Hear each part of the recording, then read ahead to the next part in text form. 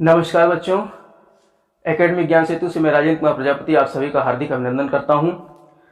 12वीं कक्षा के मानव भूगोल के मूल सिद्धांत नामक पाठ्य पुस्तक का ये 7वां पाठ है। इस पाठ में हम लोग तृतीयक और चतुर्थक क्रियाकलापों का अध्ययन करेंगे। इसके पहले हम लोगों ने प्राइमरी और सेकेंडरी एक्टिविटीज के बारे में पिछले अध्यायों में अध्ययन किया है। आज हम लोग तृतीयक यानी टर्सरी और क्वाटरनरी एक्टिविटीज का अध्ययन करेंगे। ये वीडियो 3 भागों में डिवाइड है, तो पहला भाग आज आप लोगों के सामने मैं प्रस्तुत करने जा रहा हूं।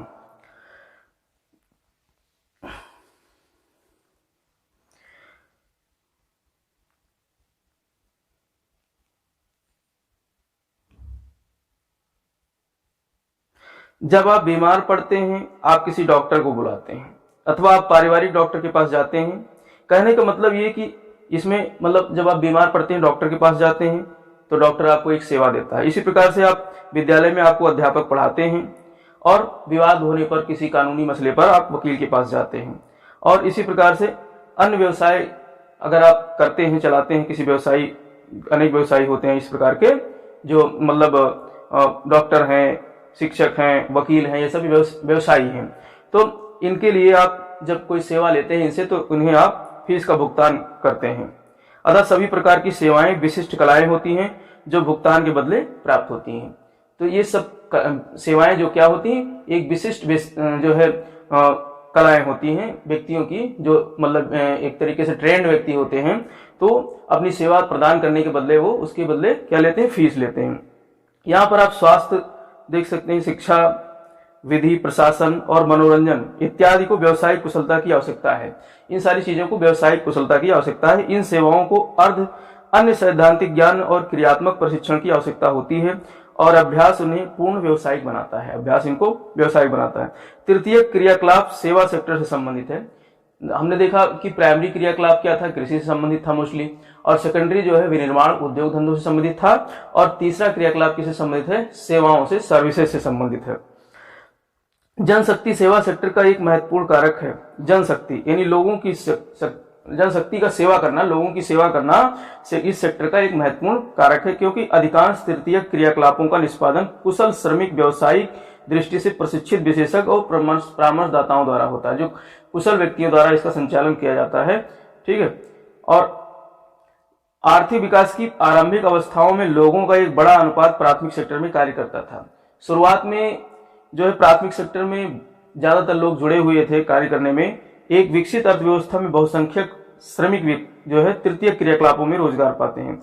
विकसित देशों में ज्यादातर जो श्रमिक होते हैं वो इसी सेक्टर में काम करते हैं, सेवा वाले तृतीय सेक्टर में, और अपेक्षाकृत कम संख्या में द्वितीय सेक्टर में कार्य करते हैं। और द्वितीय सेक्टर में जो विनिर्माण उद्योग से संबंधित है उसमें इसकी अपेक्षा कम व्यक्ति सेवा में लगे होते हैं। जैसा कि आप यहाँ पर देख सकते हैं, जीडीपी बाय सेक्टर जो, और लेबर फोर्स बाय ऑक्यूपेशन, यानी श्रम शक्ति जो है जो कौन से सेक्टर में अधिक लगा है और उसका जीडीपी का क्या कंट्रीब्यूशन, ये हम देखते हैं। जैसे श्रम शक्ति की अगर बात करें तो एग्रीकल्चर यानी कृषि में 44% लोग जो है वर्कफोर्स इंडिया की बात करें तो लगभग 44, ये 2018 का आंकड़ा है, लगभग 44% एग्रीकल्चर में लगे हुए व्यक्ति हैं।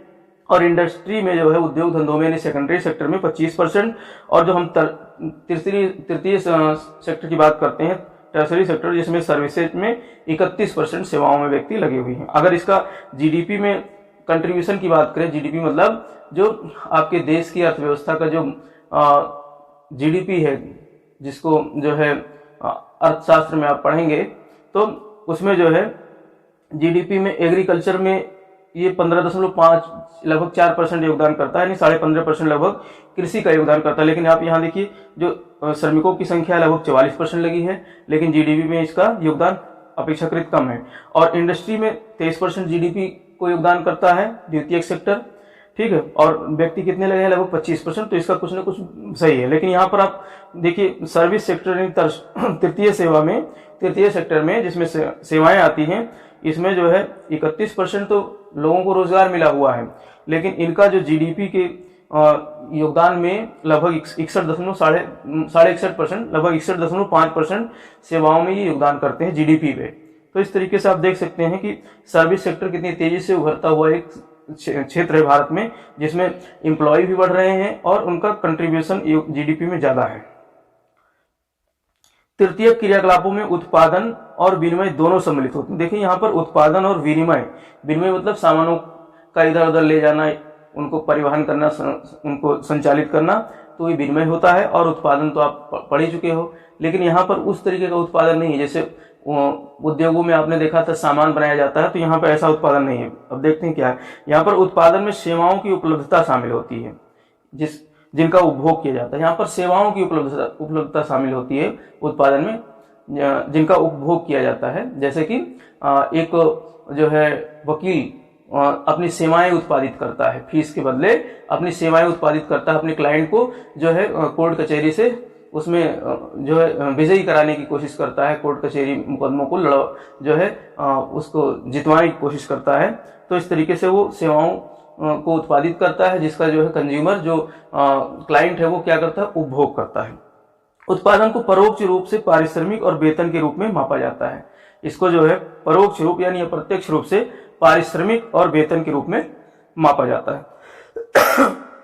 विनिमय के अंतर्गत जो है, विनिमय के अंतर्गत क्या आता है, व्यापार, परिवहन और संचार जो है सम्मिलित होते हैं, संचार सुविधाएं सम्मिलित होती हैं। तो विनिमय के अंतर्गत क्या आता है, व्यापार, वस्तुओं का व्यापार।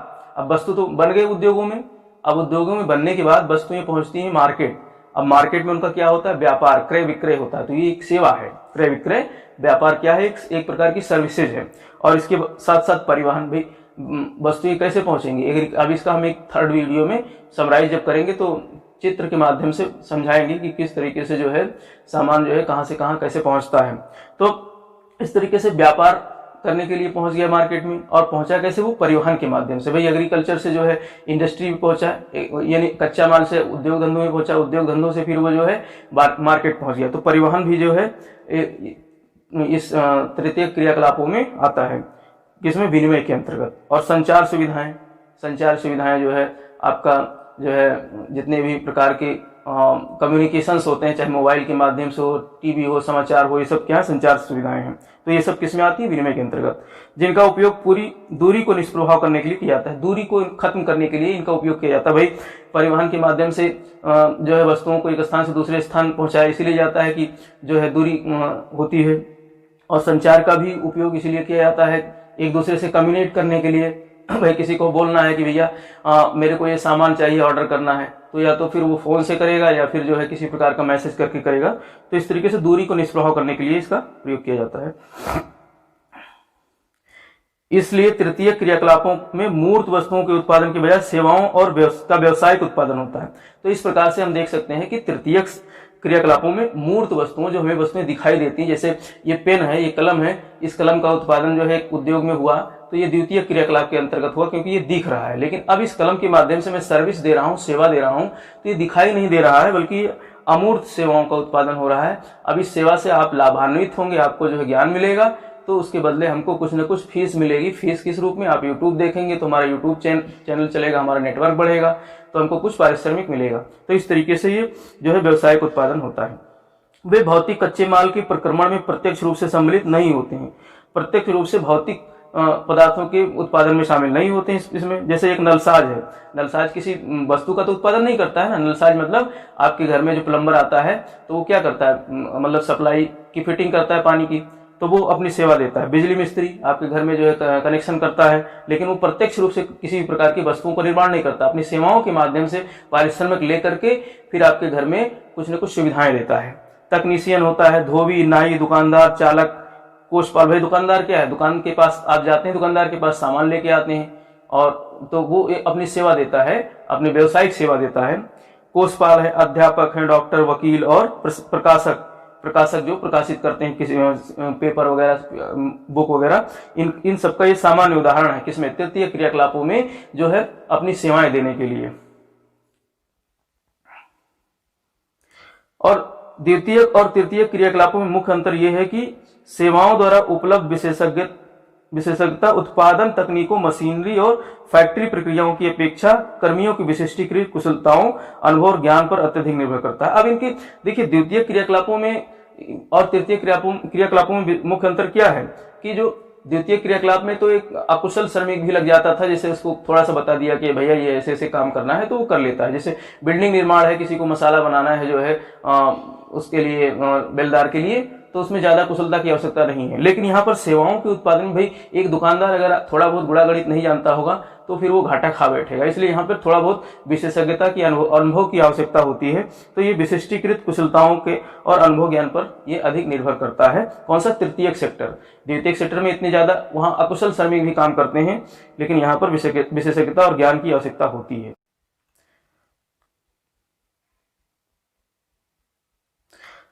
अब हम बात करेंगे तृतीय क्रियाकलापों के प्रकार।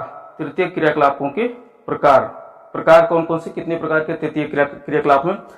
अब आप जान गए होंगे कि आप व्यापारी की दुकान से पुस्तकें, स्टेशनरी खरीदते हैं। पुस्तकें और स्टेशनरी आप व्यापारी की दुकान से खरीदते हैं। बस अथवा रेल द्वारा यात्रा करते हैं, पत्र भेजते हैं, दूरभाष पर बातें करते हैं, वह अध्ययन के लिए अध्यापकों की, वह रुग्ण होने पर यानी बीमार होने पर डॉक्टर की सेवाएं प्राप्त करते हैं। तो इस तरीके से ये सब जो है कैटेगरी में आते हैं जो है आपके।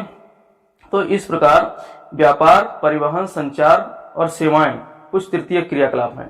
तो हमने पीछे जब देखा जो व्यापार था, परिवहन, संचार, ये सब क्या है? सेवाएं, ये सब क्या है? तृतीय क्रियाकलाप हैं, जिनका जिसकी इस सेक्टर में चर्चा की गई है। इस सेक्टर में, तृतीय सेक्टर में इनकी चर्चा की गई है। जो अब ये चार्ट हम दिखाएंगे उसमें आप देख सकते हैं तृतीय क्रियाकलापों का वर्गीकरण। आप यहाँ पर देख सकते हैं ये तृतीय क्रियाकलाप है, चतुर्थक है और ये पंचम क्रियाकलाप है। तो हम लोग यहाँ पर इन तीनों का अध्ययन करेंगे, लेकिन अभी इस वीडियो में हम तृतीय क्रियाकलाप में जो है आपका व्यापार और परिवहन, इसका अध्ययन करेंगे। ठीक है, तो इसमें आप देख सकते हैं जो है ये थोक व्यापार है और ये फुटकर व्यापार है। व्यापार अथवा जो है आपका वाणिज्य में थोक व्यापार आता है और फुटकर व्यापार आता है। ठीक है, और इसी प्रकार से परिवहन में जो है रेल परिवहन, सड़क परिवहन, जल परिवहन, वायु परिवहन। अब इसमें जल परिवहन दो प्रकार के हैं, आंतरिक परिवहन और आपका महासागरीय परिवहन। ठीक है, और अगर वायु मार्ग की बात करें तो वायु मार्ग में दो चीजें, या तो फिर सामग्री का जो है सामग्री का स्थानांतरण होता है, या फिर जो है लोगों का स्थानांतरण होता है, यात्री का और माल का। ठीक, और फुटकर की बात करें तो ये नगरीय और ग्रामीण दो प्रकार से होते हैं। इसी प्रकार से थोक भी नगरीय और ग्रामीण होती हैं। गांव में मंडियां लगती हैं, नगरों में मंडियां लगती हैं, तो ये सब अपनी सेवाएं देते हैं अपने अपने स्थान पर। ठीक है, और जैसा कि ग्रामीण में आप देख सकते हैं हाट वगैरह लगते हैं, मतलब साप्ताहिक मंडियां लगती हैं। और नगरों में जो है श्रृंखला, मतलब मार्केट की श्रृंखला देखते हैं, श्रृंखला भंडार होते हैं। और कुछ मतलब ऑर्डर से जो है डाक खाने के ऑर्डर से, मतलब आप आजकल तो ये ज्यादा जमाना चल रहा है, ऑनलाइन बुकिंग कर देते हैं तो सामान आपके घर आ जाता है। दूरभाष वगैरह से, इंटरनेट से आप बुकिंग करते हैं ना, तो इस तरीके से है। और इसके अलावा जो है लोक वितरण योजना के तहत और सुलभ जो है संचार केंद्र है। लोक मतलब जो आज के समय में जो खाद्यान्न मिल रहे हैं सस्ते दरों पर, गांव वगैरह में, शहरों में 2 रुपए 3 रुपए किलो में अनाज जो मिल रहे हैं, वो लोक वितरण योजना के अंतर्गत आते हैं। तो ये भी अपनी सेवा देते हैं, सामानों को वितरित करके, जनता तक पहुंचा करके। तो इस तरीके से इसका हम आज यहाँ पर विस्तृत अध्ययन करने वाले हैं। इसमें व्यापार और वाणिज्य। व्यापार वस्तुतः अन्यत्र उत्पादित मदों का क्रय है और विक्रय है। व्यापार क्या है? जो सेकेंडरी सेक्टर में उत्पादित वस्तु हैं उनका क्रय और विक्रय है। फुटकर और थोक व्यापार अथवा वाणिज्य की सभी सेवाओं का विशिष्ट उद्देश्य लाभ कमाना है। इन सबका काम क्या है? लाभ कमाना है। तो ये सारा काम कस्बों और नगरों में होता है। ये सब काम कहाँ होगा? कस्बों या नगरों में होगा, जिन्हें व्यापारिक केंद्र कहा जाता है। जहां पे ऐसे कार्य होते हैं, चाहे कस्बा हो, चाहे नगर हो, चाहे शहर हो, बड़े बड़े शहर हो, चाहे गाँव हो, ये सब क्या, जहां इस प्रकार के कार्य होते हैं क्रय विक्रय का, उनको क्या कहते हैं? व्यापारिक केंद्र कहते हैं। तो व्यापारिक केंद्र लिखने के लिए आए परिभाषा, तो आप क्या लिखेंगे कि व्यापारिक केंद्र ऐसे जो है क्षेत्र, ऐसे सेंटर्स होते हैं, ऐसे बिंदु होते हैं जहां पर वस्तुओं का क्रय विक्रय किया जाता है। स्थानीय स्तर पर वस्तु विनिमय से लेकर अंतर्राष्ट्रीय सोपान पर मुद्रा विनिमय तक व्यापार के उत्थान ने अनेक केंद्रों और संस्थानों को जन्म दिया है, जैसे कि व्यापारिक केंद्र अथवा संग्रहण और वितरण बिंदु है। ठीक है, व्यापारिक केंद्रों को ग्रामीण और नगरीय विपणन केंद्रों में विभक्त किया जा सकता है, जैसा कि हमने बताया। अब हम ग्रामीण विपणन केंद्र देखेंगे। निकटवर्ती बस्तियों का पोषण करते हैं। ग्रामीण विपणन केंद्र क्या है, अपने आसपास की बस्तियों को पोषित करते हैं, वहां सेवाएं देते हैं, सेवा देकर के उनको पोषण प्रदान करते हैं। और ये अर्धनगरीय केंद्र होते हैं। ये कैसे क्या होते हैं, अर्धनगरीय केंद्र होते हैं। ये अत्यंत अल्पवर्धित प्रकार के व्यापारिक केंद्रों के रूप में सेवा करते हैं। ठीक है, अब ये चूंकि ग्रामीण क्षेत्रों में है तो यहाँ पर जो है ये छोटे छोटे व्यापारिक केंद्र होते हैं, अल्पवर्धित प्रकार के होते हैं। यहाँ व्यक्तिगत और व्यवसायिक सेवाएं सुविकसित नहीं होती हैं, यहाँ पर ज्यादा विकसित नहीं होती है, मतलब किसी भी प्रकार से मतलब इनके पास जो है ग्राहक पूरी तरीके से संतुष्ट नहीं हो सकता है। लेकिन आज के समय में तो खैर ऐसी बात नहीं है। इनमें से अधिकांश केंद्रों में मंडियां, थोक बाजार और फुटकर व्यापार क्षेत्र भी होते हैं। अब यहाँ पे मंडियां भी लगती है, जैसे सब्जी मंडी आप देख सकते हो लगती है गाँव ग्रामीण के हॉट में जो है साप्ताहिक मंडियां लगती हैं, और फुटकर व्यापार क्षेत्र भी होता है। ये स्वयं में नगरीय केंद्र नहीं है, किंतु ग्रामीण लोगों की अधिक मांग वाली वस्तुओं और सेवाओं को उपलब्ध कराने वाले महत्वपूर्ण केंद्र हैं। अब जो ग्रामीण क्षेत्र में जिन वस्तुओं की मांग होती है वही यहाँ पर ज्यादातर आपको मिलेंगी देखने को इन मंडियों में। अब ऐसा नहीं है कि यहाँ पर जो है कार बिकने लगे यहाँ पर जो है इस तरीके से, तो ग्रामीण मंडियों में ये सब इनकी मांग कम नहीं रहती है, और होती भी है तो शहर में जाकर के ले आते हैं। तो ये ग्रामीण क्षेत्रों में ऐसी सेवाएं नहीं देखने को मिलेंगी। आप यहाँ देख सकते हैं ये सब्जियों का थोक बाजार है।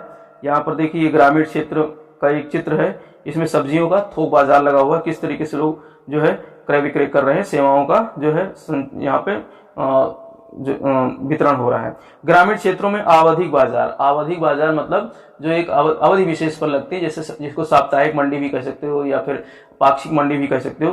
तो ग्रामीण क्षेत्रों में यह नियमित बाजार नहीं होते, नियमित मतलब डेली नहीं लगते हैं, और विभिन्न कालिक अंतरालों पर स्थानीय आवधिक बाजार लगाए जाते हैं।